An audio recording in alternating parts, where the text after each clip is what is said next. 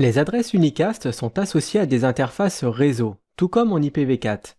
La nouveauté, c'est que plusieurs interfaces peuvent avoir la même adresse unicast pour faire du partage de charge. Généralement, une adresse unicast se compose de 64 bits pour l'ID réseau et de 64 bits pour l'ID de l'hôte. L'ID réseau est en quelque sorte déjà affecté. Par contre, l'ID de l'hôte peut être configuré manuellement ou en auto-configuration. Parmi les adresses unicast, nous avons les adresses globales, qui ont la même fonction que les adresses publiques en IPv4. Elles sont routables sur Internet.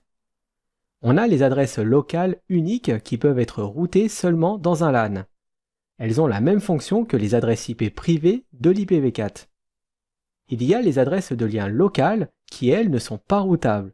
Elles permettent à des équipements de communiquer entre eux sans avoir besoin d'aller vers l'extérieur. L'avantage de ces adresses, c'est qu'elles se configurent automatiquement. Par exemple, si l'on a deux routeurs connectés ensemble, eh bien pour qu'ils puissent communiquer entre eux, il suffit simplement de taper la commande IPv6 enable directement sur les interfaces du lien entre les routeurs. Et on a aussi les adresses de loopback, les routes par défaut et une plage d'adresses non spécifiées. Comme en IPv4, les adresses multicast de l'IPv6 permettent de joindre un groupe d'hôtes.